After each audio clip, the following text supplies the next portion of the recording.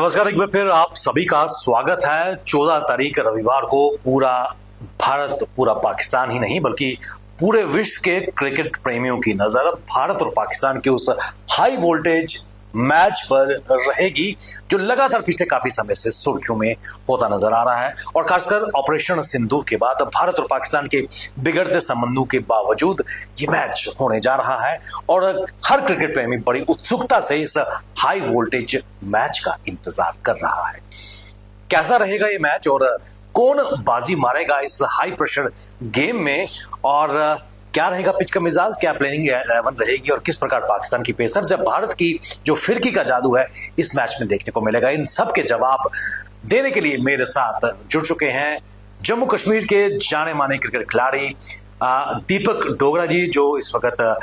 Jammu Kashmir Ranji team का हिस्सा भी हैं और ISPL की अगर बात करें उसके आप आइकन खिलाड़ी हैं। दीपक जी, बहुत बहुत स्वागत है आपका। थैंक यू सर, सबसे पहले तो thank you so much. Deepak ji, Bharat और पाकिस्तान की अगर बात करें तो हमेशा जब भी ये मुकाबला रहता है तो पूरे देश की, पूरे विश्व की नजर इस मैच पे ही रहती है क्योंकि एक बहुत बड़ा हाई वोल्टेज ड्रामा है। लेकिन वहां जाने से पहले मैं आपसे जानना चाहूंगा,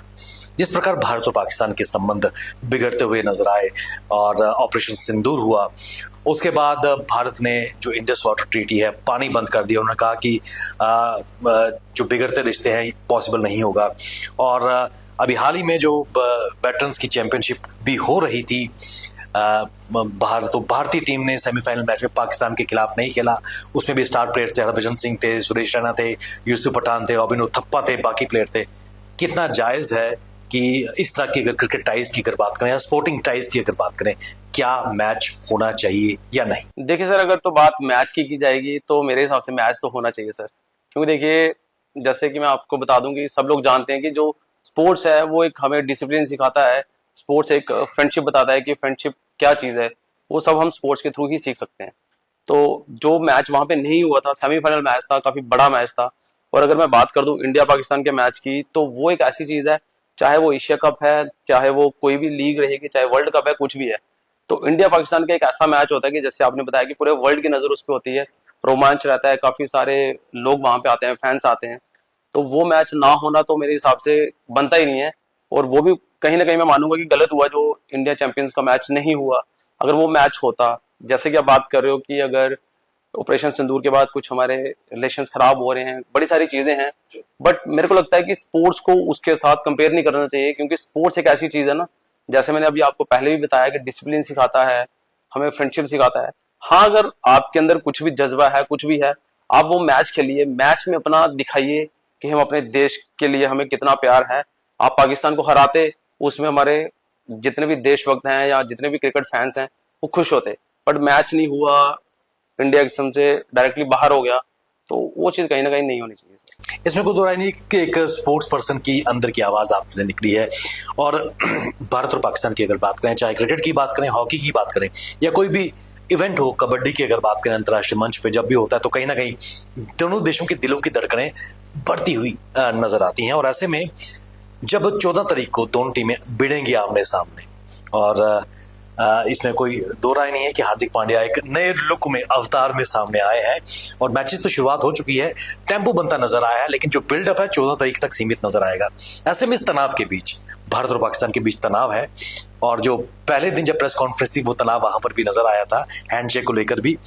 आपकी नजर में कौन सी टीम इस वक्त मेंटली स्ट्रांग है, इस वक्त इस तनाव के बीच जब मैदान में उतरेगी? देखो सर, अगर मेंटली स्ट्रांग की बात करूंगा तो वो ऑलवेज मैं इंडिया की बात करूंगा कि वो जब भी खेलने आते हैं उनका एक कॉन्फिडेंस लेवल ही कुछ और होता है। और अगर प्लेयर्स की बात की जाए, उनके गेम्स की, तो आपको पता ही है कि जैसे हमारे पास एक इस टाइम जितने भी प्लेयर्स हैं सब यंगस्टर्स हैं और सब एक फॉर्म में चल रहे हैं। बॉलिंग की बात करेंगे तो बॉलिंग स्ट्रेंथ काफी अच्छी है, सीनियर प्लेयर्स सब खेल रहे हैं। तो अगर कॉन्फिडेंस की लेवल की बात है या फिर माइंड सेटअप की बात है तो वो इंडिया ऑलवेज थोड़ा वो है। और रही बात पाकिस्तान की, तो मैं ये बता दूं कि जहां तक मैंने बचपन से मैचेस देखते आ रहा हूँ, कहीं ना कहीं वो बाकी के मैचेस में, बाकी कंट्रीज के अगेंस्ट जब उनके मैचेस होते हैं उनका कॉन्फिडेंस लेवल एक अच्छा होता है, पर जब इंडिया के साथ उनका मैच आता है तो मैंने बड़ी बार देखा है कि वो थोड़े कहीं ना कहीं नर्वस दिखाई देते हैं, चाहे वो अपनी फील्डिंग को लेके होगा, बैटिंग बॉलिंग को लेके होगा। तो वो एक चीज रहती है। यूएई में और दुबई में जो मैच होने जा रहा है 14 तारीख का, सब बेसब्री से इस मैच का इंतजार कर रहे हैं। और भारतीय अगर बैटिंग लाइनअप की अगर बात करें, जिस तरह से अभिषेक शर्मा ने 16 बॉलों में स्कोर 30 मारा था खासकर, और उसके अलावा स्काई भी अच्छी फॉर्म में नजर आ रहा है कप्तान, और जो बाकी लाइनअप है गिल, शुभम गिल की अगर बात करें तो कहीं ना कहीं पावर पैक बैटिंग लाइनअप नजर आ रही है भारत की। सर मैं वही आपको बात कर रहा हूँ कि एक तो सबसे बड़ी बात है यंगस्टर हैं, दूसरा जो हमारा इंडियन प्रीमियर लीग होता है, इस टाइम पे जितने भी प्लेयर इंडिया टीम में स्क्वाड में हैं सब लोग इंडियन प्रीमियर लीग खेल रहे हैं और उसमें टॉप परफॉर्मर ऑलमोस्ट हैं। अब अभिषेक शर्मा की अगर बात करें तो आपको पता ही जब वो बल्लेबाजी करने आते हैं तो उनका एक तो मेरे को बल्लेबाजी का जो अंदाज है काफी पॉजिटिव एटीट्यूड से वो खेलते हैं,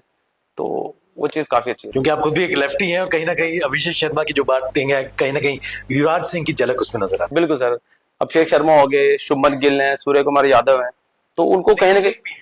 बिल्कुल सर, रिंकू सिंह, सबकी मैं बात कर रहा हूँ कि उनको काफी ज्यादा बेनिफिट मिलता है कि जब वो इंडियन प्रीमियर लीग खेल रहे हैं और सबके सभी टॉप परफॉर्मर हैं, पूरे वर्ल्ड के वो क्रिकेटर्स के साथ वो मैचेस खेलते हैं, तो वो चीज काफी बढ़िया है। और ऐसे में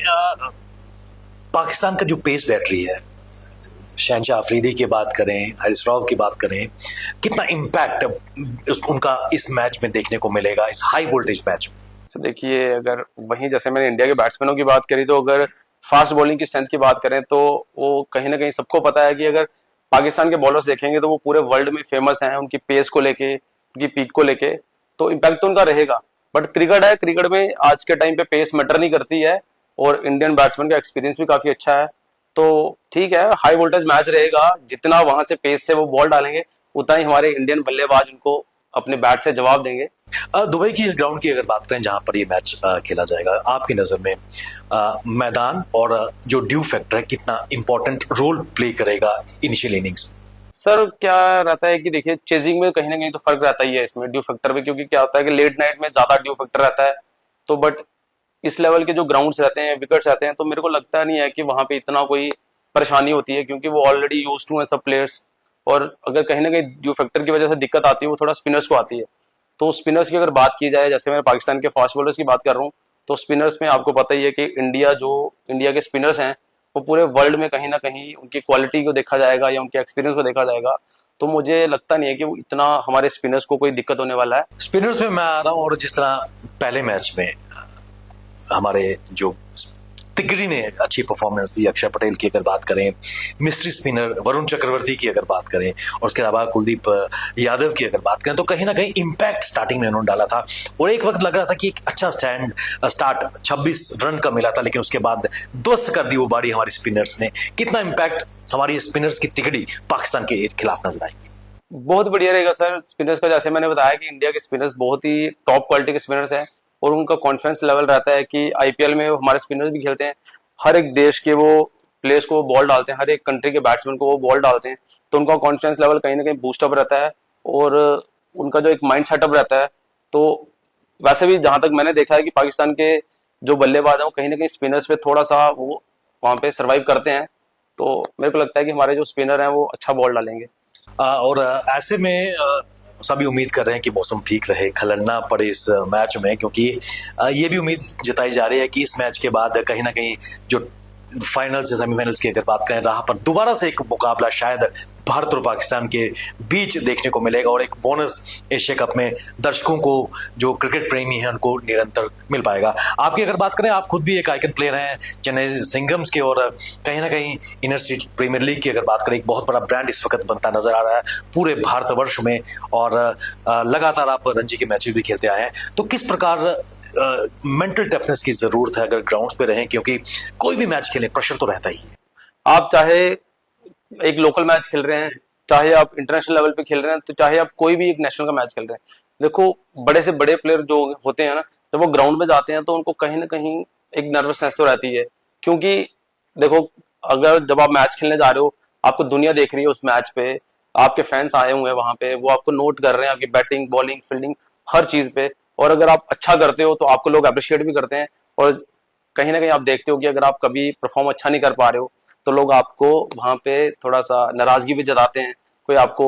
कुछ उल्टे सीधे वर्ड्स भी यूज करते हैं, तो इसलिए जो बीइंग ए प्लेयर जो होता है, एज ए प्लेयर आपको काफी मेंटली स्ट्रांग रहना पड़ता है। चलते चलते एक चीज मैं जानना चाहूंगा, इसमें कोई दुराई नहीं कि भारतीय टीम इस वक्त पूरी पैक्ड है। संजू सैमसन की बात करें, अभिषेक शर्मा की बात करें,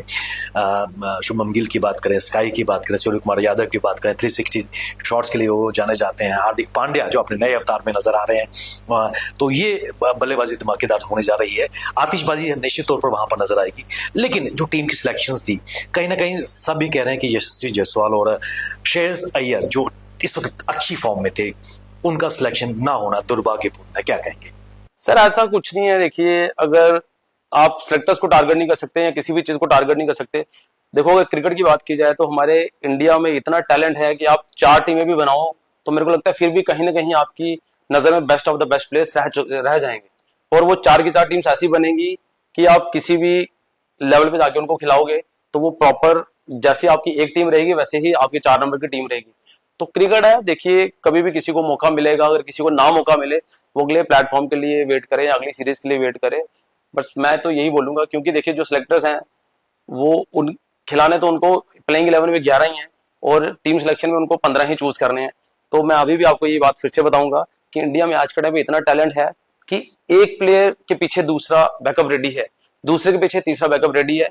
तो बाकी नो डाउट कि यशस्वी जायसवाल बड़े अच्छे प्लेयर हैं,